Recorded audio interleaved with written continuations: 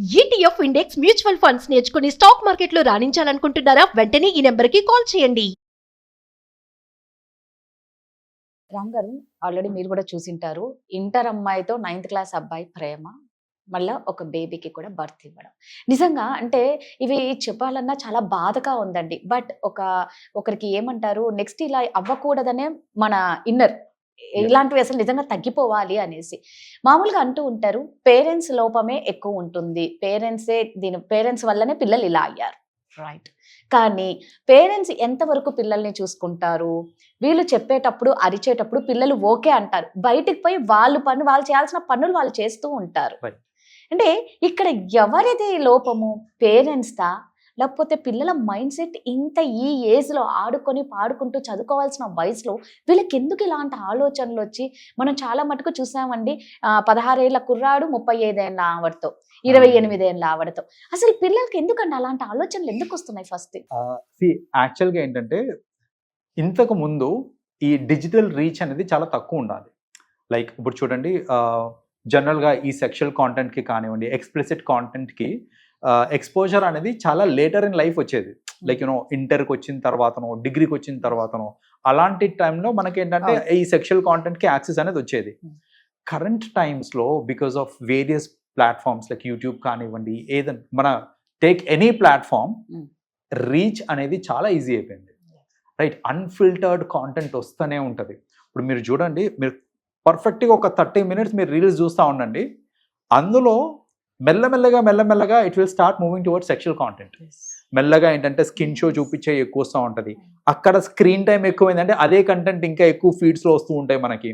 So అలా ఏంటంటే because of technology and ఈ అన్ఫిల్టర్డ్ కాంటెంట్ ఎక్కువైపోయేసరికి ఏంటంటే ఇన్అప్రోప్రియేట్ వీడియోస్ కానివ్వండి, లేకపోతే ఇలాంటి సెక్షువల్ కాంటెంట్కి రీచ్ ఎక్కువైపోయేసరికి చిన్నప్పటి నుంచే చిన్నపిల్లలు ఇవన్నీ చూస్తూ వాళ్ళకి ఆ ఆత్రం ఏంటిది, ఎలా, వాట్ ఎగ్జాక్ట్లీ ఇట్ ఈస్ అనేసి. సో అలా ఏంటంటే వాళ్ళకి ఇన్ఫర్మేషన్ అబౌట్ సెక్స్ కానివ్వండి, ఇన్ఫర్మేషన్ అబౌట్ ఫిజికల్ రిలేషన్షిప్స్, ఇవన్నీ ఏంటంటే at a very young age వచ్చేస్తున్నాయి.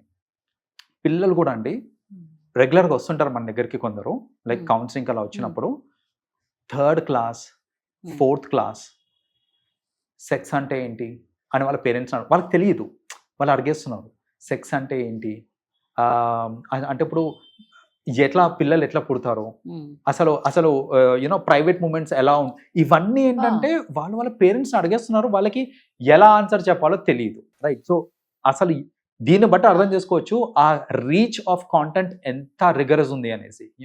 సో అలా ఏంటంటే ఆ రీచ్ ఆఫ్ కాంటెంట్ వల్ల ఫస్ట్ ఆఫ్ ఆల్ ఏంటంటే ఈ మైండ్స్ అన్ని చాలా యంగ్ ఏజ్లో కరప్ట్ అయిపోతున్నాయి మనకి. రెండోది, ఇప్పుడు వాళ్ళకి తెలుసు ఏంటంటే ఇది ఒక ఆపోజిట్ జెండర్ తోని చేసేది అని అర్థమవుతుంది. అండ్ వాళ్ళకి ఆపోజిట్ జెండర్ యాక్సెస్ ఎక్కడ ఉంటుంది అంటే మోస్ట్లీ మనకి స్కూల్స్ లో, కాలేజెస్ లోనే యాక్సెస్, సేమ్ ఏజ్ గ్రూప్ వాళ్ళు or similar age group access ఉంటుంది మనకి. సో అలా యాక్సెస్ ఉన్నప్పుడు ఏంటంటే వాళ్ళు దే స్టార్ట్ ఎక్స్పెరిమెంటింగ్ అనమాట. వాళ్ళు ఆ వీడియోస్ లో చూసి వాళ్ళు ఏవైతే చేస్తున్నారో, ఓకే ఇది ఇలా చేయాలి, ఇలా చేస్తే ప్లెజర్ వస్తుంది, ఎక్సైట్మెంట్ వస్తుంది అనే ఒక నోషన్ క్రియేట్ అవుతుంది. కాబట్టి వాళ్ళు ఏంటంటే they get in to such kind of activities అనమాట. ఈ యాక్టివిటీస్లోకి వెళ్లకుండా ఆపడం పేరెంట్స్ బాధ్యత. అఫ్ కోర్స్ ఐ అండర్స్టాండ్, ఇందాక మీరు అన్నట్టు కూడా పేరెంట్స్ ప్రతి దగ్గర ఉండలేరు కదా, పద్దాక పక్కనే నించొని వాళ్ళని ప్రొటెక్ట్ చేసుకుంటూ ఉండలేరు కదా. సో మనం ఇక్కడ చేయాల్సింది ఏంటిది అని అంటే, first of all certain things మనము మన టోటల్ వ్యవస్థలో చేంజెస్ తెచ్చుకోవాలండి. Like the upbringing of children లో కానివ్వండి, అదర్వైజ్ కూడా. సో ఇక్కడ ఏంటంటే చాలా మంది చేసే మిస్టేక్ ఏంటంటే పేరెంట్స్ వాళ్ళు నా కొడుకు బంగారం, నా కూతురు బంగారం, వీళ్ళు ఇట్లాంటి పనులు అసలు చెయ్యరు, వీళ్ళు వేరే వాళ్ళక కాదు, అసలు ప్యూర్ గోల్డ్, అసలు ఇట్లాంటి మాటలు మాట్లాడతారు చూడండి. మీకు ప్యూర్ గోల్డ్ అని మీరు అనుకుంటున్నారు, రోల్డ్ గోల్డ్ అని తర్వాత తెలుస్తుంది. సో బేసిక్ గా బయట వాళ్ళు చేసే పనులు వేరుంటాయి, ఇంట్లో చేసే పనులు వేరుంటాయి. ఎవ్వరు ఇంట్లో బయట ఒకేలాగా ఉంటారు, మీరు కూడా ఉండరండి, ఎవరు ఉండరు అసలు. 100%. సో ఇంట్లో బయట ఒక తీరు ఎవరు ఉండరు. అలాంటప్పుడు మన పిల్లలు మన ముందు ఎలాగున్నారో బయట కూడా అలాగే ఉంటారు అని అనుకోవడం అబ్సల్యూట్ ఫూలిష్నెస్ అది.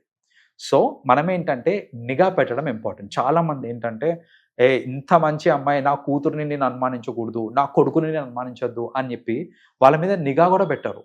ఆ నిఘా లేనప్పుడు ఏమవుతుందంటే ఇలాంటి యాక్టివిటీస్కి వెళ్ళిపోవడానికి వాళ్ళకి ఈజీ యాక్సెస్ అది. సో ఫస్ట్ థింగ్ ఏంటి అంటే ఆ నిఘా అనేది కొంచెం టైటన్ చేసుకోవాలి వాళ్ళని. రెండోది, కమ్యూనికేషన్ గ్యాప్ అనేది తేవకూడదండి. పిల్లలకి ఇంకా పేరెంట్స్కి మధ్యన ఆ Yes. కమ్యూనికేషన్ గ్యాప్ అనేది రాకూడదు. Hmm. మనం ఎలా ఉండాలి అని అంటే, వాళ్ళకి ఏ ప్రాబ్లం వచ్చినా, వాళ్ళకి ఏ డౌట్ వచ్చినా, నేను ఓపెన్ గా మా ఫాదర్ని లేకపోతే ఓపెన్ గా మా మదర్ని అడగచ్చు నేను అనే యాక్సెస్ ఉండాలి వాళ్ళకి. ఖచ్చితంగా. ఆ యాక్సెస్ ఉందనుకోండి, అప్పుడు అట్లీస్ట్ మనకి ఏంటంటే వాళ్ళు ఇలాంటి వాటికి ఏదన్నా కొంచెం దారి మల్లుతున్నారు అంటే మనకు తెలుస్తుంది. తెలిసినప్పుడు మనం జాగ్రత్త పడవచ్చు. లైక్ ఇది కరెక్ట్ కాదు నాన్న, ఇది కరెక్ట్ అని చెప్పడానికి మనకు స్కోప్ ఉంటుంది. Hmm. పేరెంట్స్ ఏం చేస్తారంటే, ఇలాంటి ఏదైనా మాట్లాడంగానే అమ్మ సెక్స్ అంటే ఏంటి అని పిల్లలు అడగంగానే, ఏయ్ ఏం మాట్లాడుతున్నావు నువ్వు, Yes, ఇదే వాయిస్. ఇదే వాయిస్. ఎగ్జాక్ట్లీ. భయపడిపోతాడు. ఇంకొకసారి ఆ టాపిక్ తీసుకొస్తాడంటే తీసుకురాడు. ఎక్కడ తీసుకొస్తారు? వాళ్ళ ఫ్రెండ్స్ దగ్గర. ఎందుకంటే ఆ వచ్చింది ఏంటి ఇదేం తెలుసుకోవాలన్న ఇంక్విజిటివ్నెస్ అనేది వచ్చేసింది ఆల్రెడీ. అవును. రైట్. నాకు ఆ కుతూహలం వచ్చిన తర్వాత నాకు ఇంట్లో దానికి ఆన్సర్ దొరకట్లేదు అని అంటే బయట నుంచి తెచ్చుకుంటాను నేను ఆన్సర్. సో బయట నుంచి నేను ఆన్సర్ తెచ్చుకునేటప్పుడు ఏంటి, జనరల్ గా వీటి గురించి ఫ్రెండ్స్ దగ్గర లేకపోతే ఇలాంటి వాళ్ళ దగ్గర మాట్లాడుతూ ఉంటారు. సో అలా ఏంటంటే ఆ కమ్యూనికేషన్ గ్యాప్ వచ్చింది అని అంటే ఖచ్చితంగా మనకి అర్థం కూడా కాదు వాళ్ళు డీవియేట్ అవుతున్నారు అనేసి. అలా కాకుండా మీరు రెగ్యులర్ గా కమ్యూనికేట్ కాండి, మీరు రెగ్యులర్ గా అడగండి. మీ స్కెడ్యూల్ ఏమవుతుంది, నీ క్లోజ్ ఫ్రెండ్స్ ఎవరు, నీకెందుకు వీళ్ళంటే ఇష్టము, నీ ఫ్రెండ్స్ లో ఎవరంటే నీకు బాగా ఇష్టం, ఇలాంటి కమ్యూనికేషన్ ఆన్ డైలీ బేసిస్ చేస్తే మనం అట్లీస్ట్ గ్రహించగలుగుతాం వీళ్ళు ఏం చేస్తున్నారు. At least to an extent knowledge వస్తుంది. అదర్వైజ్ మనకు అసలు అబ్సల్యూట్లీ నథింగ్. మొత్తం అంతా జరిగాక అప్పుడు తెలుస్తుంది మనకి, అయ్యో ఇది అయింది అనేసి. సో అలా అవ్వకుండా ఉండాలంటే కమ్యూనికేషన్ మాత్రం ఖచ్చితంగా కట్ చేయకూడదు. That is the other thing అండి. అండ్ థర్డ్ వెరీ ఇంపార్టెంట్, ఇది ఇప్పటికీ కూడా చాలా మంది దీని ఒక టాబు లాగా చూస్తారు. ఏందనంటే సెక్స్ ఎడ్యుకేషన్ అనేది చాలా ఇంపార్టెంట్ అండి కిడ్స్ కి. ఇప్పుడు చూడండి, మొన్న జరిగిన ఇన్సిడెంట్ లో ఒక 9th క్లాస్ అమ్మాయి ఇంటర్మీడియట్, 9th క్లాస్ ఇంటర్మీడియట్ అనేసరికి చాలా మంది ఏంటంటే ఈ టైంలో అసలు వాళ్ళతోటి అసలు పిల్లలతోటి సెక్స్ గురించి మాట్లాడాలి అంటేనే చాలా మంది వెనకాడతారు పేరెంట్స్.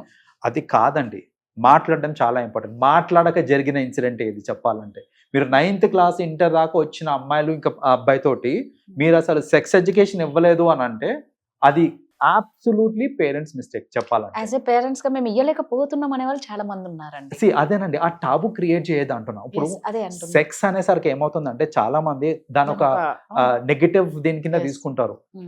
అలా కాకుండా అది ఒక ఫిజికల్ నీడ్, అది it's a part of our life. Future లో it's needed for everyone, right? So ఇప్పుడు దాన్ని ఎట్లా కరెక్ట్ గా చేయాలి, you know what is the right person, what is the right age, ఇవన్నీ మీరు మాట్లాడలేదు అనుకోండి, ఆబ్వియస్లీ ఏమవుతుంది అని అంటే ఇలా మిస్గైడ్ అయిపోతా ఉంటారు అనమాట. సో మీరు పచ్చిగా చెప్పాల్సిన అవసరం లేదు. సొఫిస్టికేటెడ్ లాంగ్వేజ్ లో అసలు ఈ అంశంని ఎలా మాట్లాడాలి, ఒకవేళ మీరు మాట్లాడలేకపోతున్నారంటే దే కెన్ టేక్ అసిస్టెన్స్. కొందరు ఏంటంటే వాళ్ళు పిల్లలతో డైరెక్ట్గా మేము మాట్లాడలేకపోతామండి, అలా ఎలా మాట్లాడతామని అంటారు. మీరు మాట్లాడకపోయినా అట్లీస్ట్ మీ ఫ్యామిలీ మెంబర్స్ లో ఎవరికైతే అలా మాట్లాడే చనువు ఉందో, లైక్ ఒక్కొక్కసారి పిన్నితో చనువు ఉంటుంది, అత్తలతో చనువు ఉంటుంది, సో వాళ్ళు మాట్లాడచ్చు, రైట్? సో అలా ఏంటంటే ఒక ఆల్టర్నేటివ్ అనేది చూసుకోవచ్చు. లేదు ఫ్యామిలీలో అలాంటి స్కోప్ లేదు అని అంటే కనుక అట్లీస్ట్ బయట యూనో కౌన్సిలర్స్ ఉంటారు, they can take their help also, right? So అలా ఏంటంటే వాళ్ళకి ఏది కరెక్ట్ ఏది రాంగ్ అని చెప్పడం చాలా ఇంపార్టెంట్. మీకు సింపుల్ ఎగ్జాంపుల్ చెప్తానండి. ఇక్కడ ఒక బాక్స్ పెట్టి, ఈ బాక్స్ నేను బయటకు వెళ్తున్నాను, ఒక గంట బయటకు వెళ్తున్నాను, ఈ బాక్స్ ఓపెన్ చేయకండి అని చెప్పి నేను వెళ్ళిపోయాను అనుకోండి, ఖచ్చితంగా ఓపెన్ చేసి చూస్తారు. ఈ బాక్స్ ఓపెన్ చేయకండి అని చెప్తే ఖచ్చితంగా ఓపెన్ చేసి చూస్తారు అందులో ఏముంది అనేసి. ఎందుకంటే అది ఆ ఎంతూజియాజం క్రియేట్ అవుతుంది. నువ్వు ఆ బాక్స్ ఓపెన్ చేస్తే అందులో నాగుపాము ఉంది బయటకు వచ్చి కరుస్తుంది అని అన్నాను అనుకోండి, తీయరు.